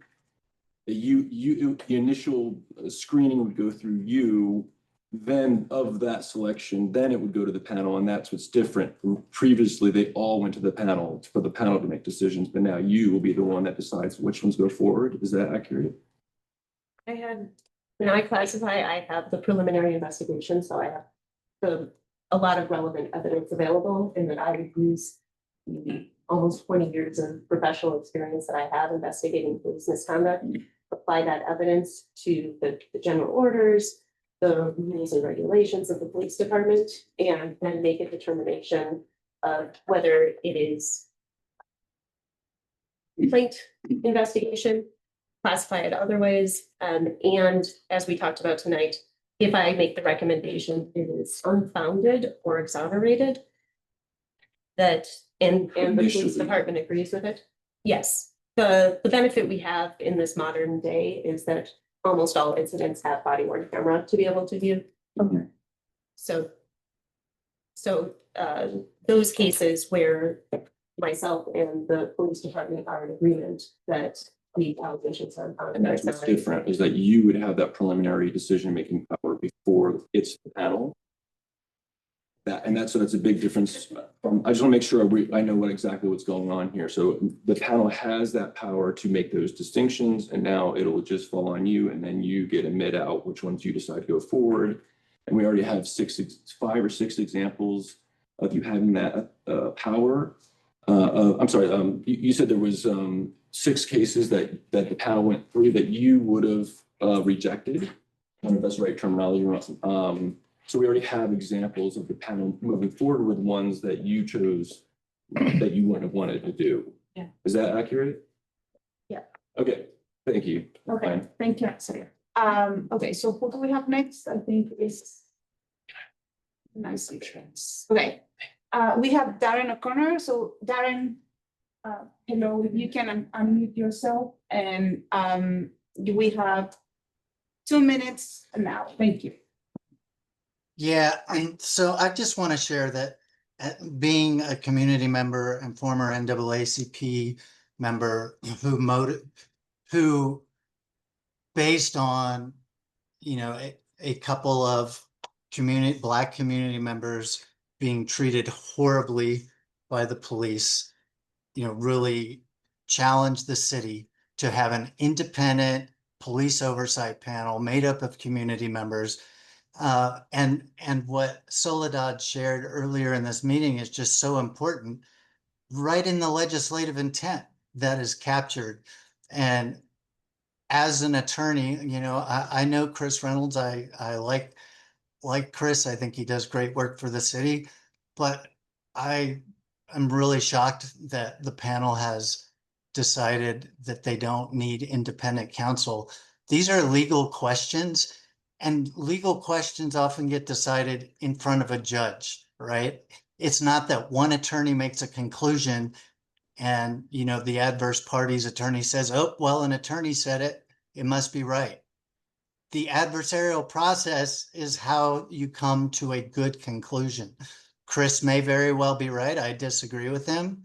But if the city attorney's office is the one making this decision and the POP is disagreeing with it and it goes directly against the legislative intent, I don't see why any of you would stay on this panel. I don't see why, as a person who helped found this entire POP and monitor, I don't see why the community should even support having it anymore if you're not going to have the opportunity to look at any case that you want. And yeah, with that, I'll close. Thank you. Thank you. And just to clarify, the panel voted to request independent counsel. So we'll see how that. I misheard. Thank you. Yeah. Okay, can we see? So, Madeline, okay. Madeline, you can unmute yourself and as soon as you're ready, we can set the clock. Madeline, you need to unmute yourself. There you go. Okay, go ahead. Okay, good evening, everyone. I am way beyond disappointed. I served on the initial group that started the oversight process, police oversight process for Boulder. And I remained there from the initial meeting, which was, I think, May of 2019 through last year. And for us to be at this point, it just totally defies everything that we worked so hard to put together. I hope that you will seek the more input from the community. This was done with community involvement, community input, and for community and by the community. And so without the community's voice, I think you will miss a very, very critical piece that you will need if this is to continue. I also want to say that my personal service far exceeded 36 hours from May 2019. And so if that is the saving portion, if that's what we're going to benefit, then I'd say it's worth it let's do the right thing In all things, do the right thing. You know right from wrong. And I just plead with you. I appreciate your work. I'm so happy to see you're still at it, but you will not be effective if your authority is deflated. So let's do the right thing in all things. Thank you so much. It's good to see you still at work. Good night. Good So night. nice to Thank see you, you, Madeline. Madeline. Thank you. Thank you. Thank you for being here. Okay, we have one more. Did I see? Yeah, there are two more. Okay. Oh, Madeline, Mother, okay. Judy? Judy Houston?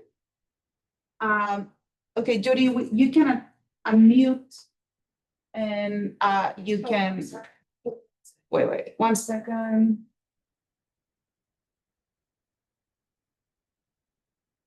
Okay. Judy, you can unmute and Okay. go ahead. Okay, thank you.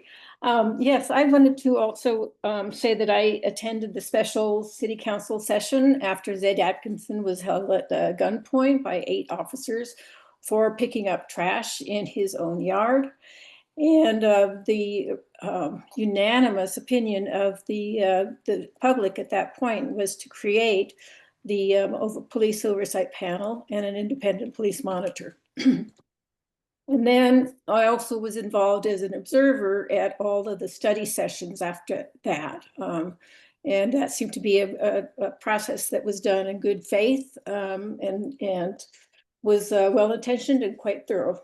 And I don't remember the particulars here, but I do remember when I first read the original ordinance, I was kind of shocked because it sounded to me like right away they were limiting the authority of the panel. And then since then, it seems like the city has completed or continued to backtrack on what they're willing to allow the panel to do and under what auspices. My sense, and I lived for 60 years in Boulder, is that Boulder still considers itself a special place that's just, really nice and not racist and not sexist and not homophobic and that sort of thing. But I know that that is not correct. The city is as racist as any place can be. And all you have to do is talk to any person of color and they will tell you exactly how bad it is in the city of Boulder. So I believe in you, the POP, and really keep on punching away as long as you have the authority to do it. Thank you. Thank you, Judy. Do we have anyone else? Tate. Tate Harrison, you can unmute and we can run the clock. Thank you. Oh, hello. Hi. My name is Tate. I'm a CU student here in Boulder, finishing up my last year. And as someone who's somewhat new to Boulder, I find it really, really concerning that my voice is not being considered in the police department. And my needs may not be met. And that's all I'd like to say. Thank you, Tate. Thank you.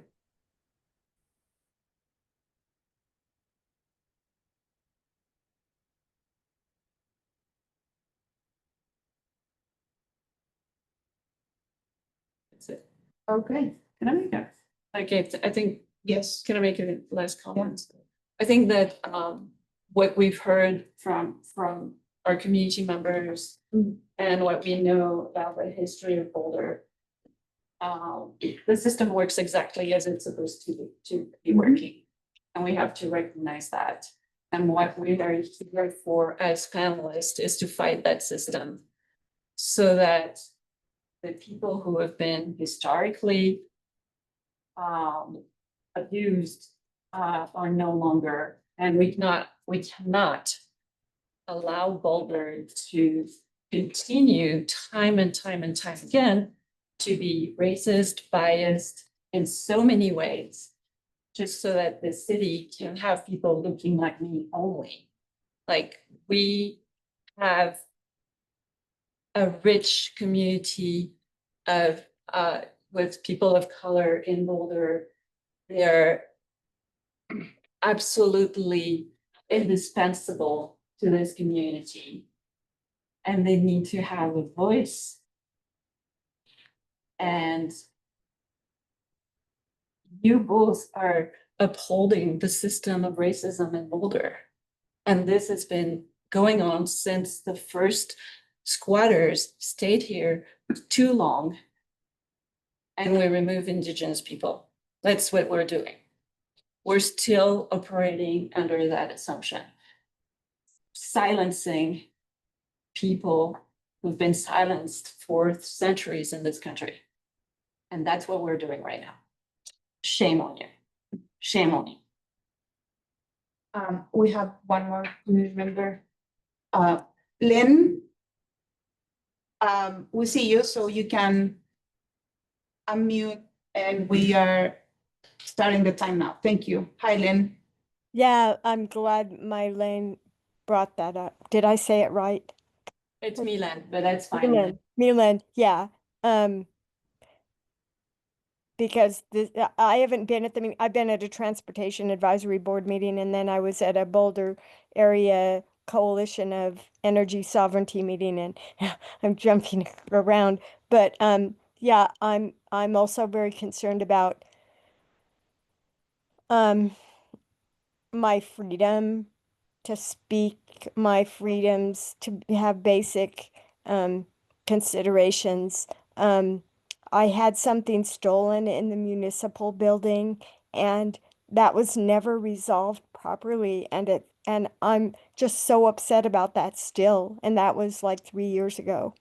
And it was from a city employee, and I never got to talk to them, and Michael Dougherty just let the person, didn't prosecute, and I didn't want to prosecute them. And there was a huge expensive police investigation, and the person that stole the stuff, that I never understood what the motivation was. And he said it was his boss told him to get it, and she didn't corroborate that. So like it leaves me just astounded. I really, really like restorative justice, and that didn't happen. And right now I have 3 harassment charges against me for someone that stole my signs at a candidate forum. Then instead of me filing suit against them, which I found my posters in their locked car, instead I'm told that I'm harassing them by following them or shoving them, which is a complete fabrication. Thank you, Lynn. Thank you. Okay, so we do have some comments, and I think we can read the comments. I want to be respectful with the members of the public that have been here. And as soon as we get those in, we can close up. Jason. I'd just like to say that to the extent anything has gotten personal, I think what's important here is, at least for the panel, is that at some point in time, each panel member is no longer going to be on this panel. And we, while we're here, need to make sure that this panel is the best panel it can be, and retains its power, and has the power that it was intended to have. Because while you may trust people that are not on the job right now, you don't know they will be in the future. And we are the community speaking to them. So I really would like to, I think, echo Alan and saying, let's try to remove some of the personal and focus on what this is, which is the power of the panel, making sure that our panel has the power to do its job. For some people like you and me, Jason, it is personal. I understand. And I think that it's worse. Okay.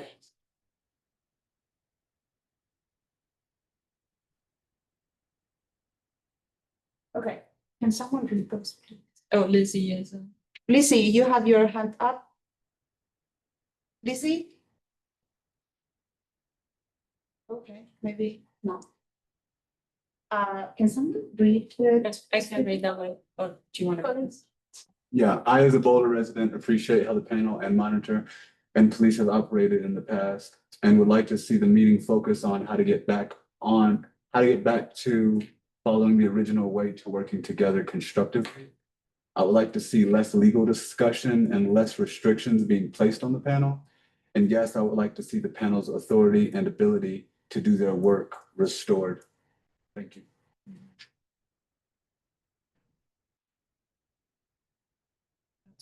Yes, someone said that's right. Erasing the voice of the community is outrageous. Why is the POP not allowed to meet other than at these official meetings? Can we answer that? Thank you for saying that, Lynn. It's hard to trust Boulder when we see what you are doing and know what you have done. Thank you for having an honest meeting. Someone said agreed. Lizzie? Yes, can you guys hear me? Yes. Okay, sorry about that. I just wanted to make a final comment, but I can wait until after we read through the community comments, if that makes more sense. We read them all. We read them. Okay, perfect. I appreciate everyone's comments tonight. Jason, I appreciate your comments. I appreciate everything everyone has shared. I just wanted to say, to wrap this up for me, I think we have heard some really strong arguments for reconsidering the interpretation of the ordinance. And I really do hope that Chris and the city attorney's office got some thoughtful material tonight to take back and consider. So I do hope this is the beginning of an ongoing conversation where we can continue to talk about this. And I also think that we got some really powerful reminders from our panel members and from so many community members who showed up, which I appreciate so much, but really powerful reminders about why we're here and how important and valuable and serious this work really is, which I hope explains to everyone in the room why emotions are high and why, you know, we have folks speaking really passionately about this. It's not necessarily personal, but it is important and folks feel strongly, and I understand why we have emotions in place. So I appreciate everyone coming to the table.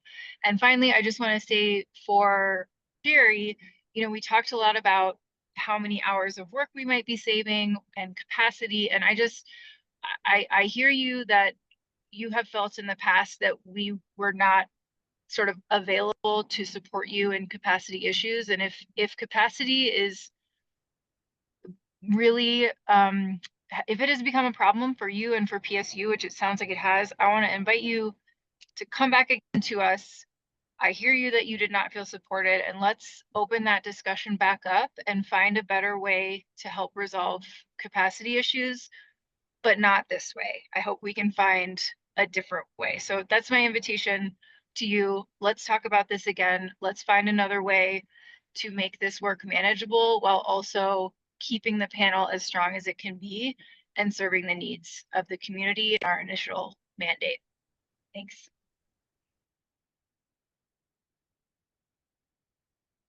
I'm seeing another community member that we have missed. Are we ending public comment or are we just? Yeah, no, I think if we miss one, we should. Okay, because these are hands that are coming up afterwards, so I'm Oh. just trying to make sure that we're, Okay, it's already 8:35, so yes. just kind of. Yeah. Going back to the. Okay, Is there just one? is this one? Yeah. Should we, so Just one. Dan Williams, with Dan Williams, we're wrapping up Yeah, Lynn knows. community open comment. So Dan, okay, you can unmute and you are not allowed to talk. Thank you. Okay. Thank you for hearing me. I think I put my hand up maybe slightly late, but while Lynn Siegel was talking, I just wanted to comment on one thing that the police monitor said about the amount of time it takes to redact body cam footage. And this has been a subject that's been examined quite extensively lately. So Boulder's vendor is the same vendor that a lot of police departments around the country use, Axon, and you've seen their work, obviously. They have an AI tool that makes it very easy to do redactions to body cam footage. So if it used to take 3 hours for every hour of video, that is just no longer the case. So if this whole problem can be solved by the city using the tools that its vendors already have, I mean, if you just Google Axon's AI technology for redacting body cam footage, you can find this is a very fast and simple process. So I think I appreciated the point of the panel member who just spoke that, maybe there is a need to go back and revisit and say, are there other ways to streamline and make the process more efficient? Clearly, using different technology for redacting body cam footage is one way to do that. And apparently the city's doing it, not using the tools that its own vendor makes available. So I would just highly encourage the monitor to go back and look, use the tools you already have in the software that you're subscribing to, and find other ways besides removing the panel's ability to hear these critical cases. Thank you. Thank you, Dan. And with that, we close open comments and I'm sorry. Okay, so I will need a motion to adjourn. Second. Motion to adjourn. Oh, and Jason second. We're all good. Thank you, everyone. Have a good night. Oh, we vote in the adjournment. Oh, please, yes, say yes. Okay, approved. We're adjourned. Thank you for everyone who showed up tonight. Thank you. Thanks, everybody. Good night, all. Good night. Good night.